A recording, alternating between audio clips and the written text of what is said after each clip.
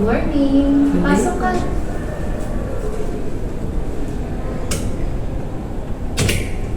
Morning, Doc. So, ako po yung nagpa-schedule. Sige, upo ka. Okay po. So, ako nga pala si Doc Michelle. And I want you to introduce yourself to me. So, ako po si Danica Rose Emira Flores. I am 23 years old po.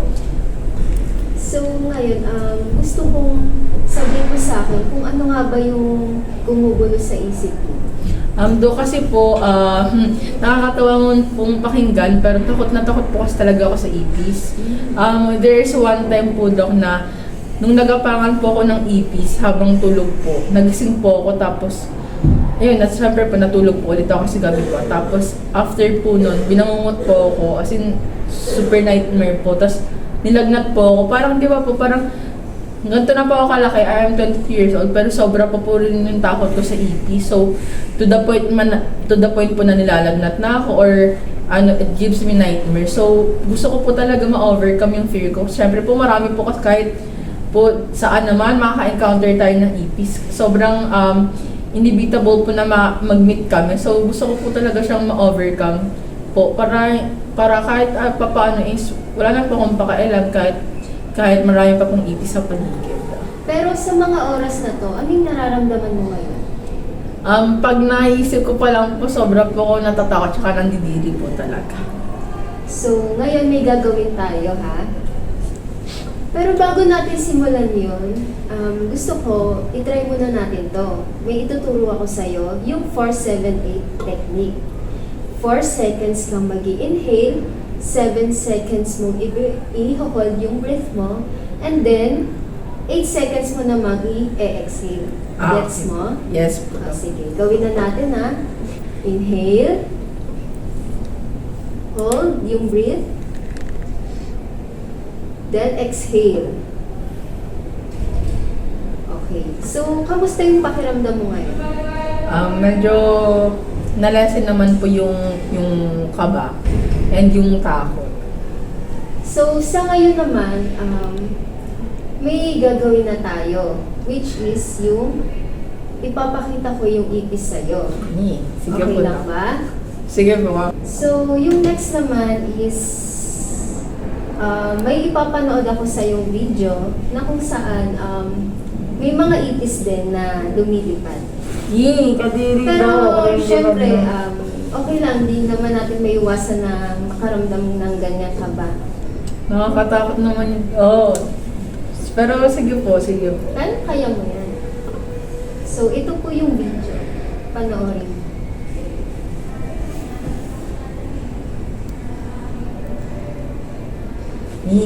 Tapos na. So, sa mga oras na to, habang pinapanood mo yung ipis na lumilipad, ano yung nararamdaman mo? Pwede bang i-rate mo sa akin kung gaano ka natatakot dito? Parang mga Dok, mga 9 po. Kasi naliliparan po talaga sila. Nakakatakot pa, nakakadili po.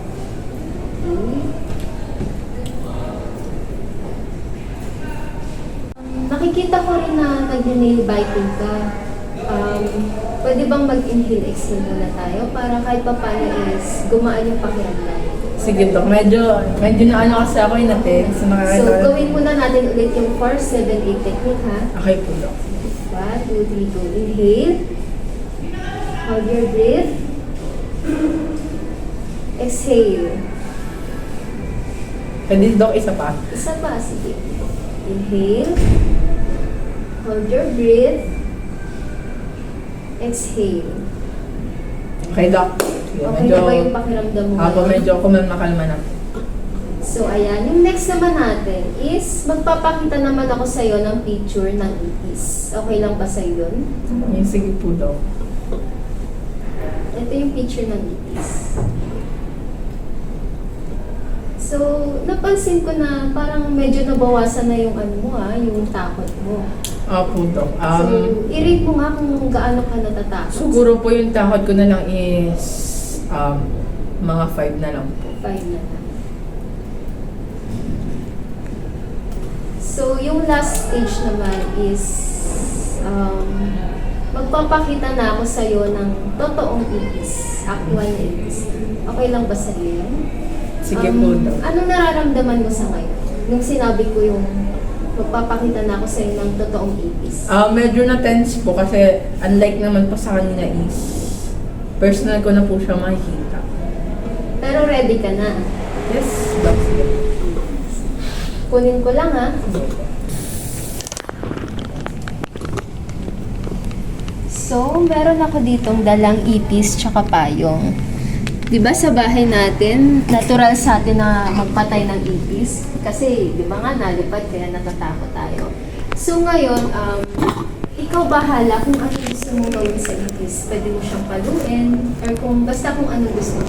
Kung ano yung magpapakalma sa'yo. Okay lang ba yun? Okay po, Doc. So, pag pinakawalan ko tong ipis na to, pwede mo siyang paluin, ha? Ayan. So, ano nararamdaman mo sa mga oras na to? Medyo kalma na naman do kasi kaya ko naman palang pumatay ng ipis, kaya ko naman pala silang paluin na kahit anong bagay na madadampot ko. So, hindi naman po pala siya harmful. Kaya ko naman po pala siyang patayin, basta po lalakasan ko lang po yung loob. O, di ba? Kayang-kaya mong patayin yung ipis. Ibig sabihin lang yan, mas malaki ka and mas powerful ka dyan. So, i-rate mo nga kung gaano ka natatakot na ngayon sa pagpapakita ko sa'yo ng actual na ipis. Siguro Dok mga 2 or 1 na lang. Kahit nga Dok 1 or 0 na lang kasi kaya ko naman po pala silang patayin. Good to hear. Di ba? Ayan nga yung sinabi ko sa'yo na lahat ng bagay is malalampasan or ma-overcome natin. Basta, haharapin lang natin yung mga bagay na kinakatakutan natin. So, if ever man na may gusto ka pang i-overcome, feel free to contact me and everyday naman open tong clinic na to. So, thank you so much. Thank you, Doc. Thank you so much po. Ingat! Ingat po.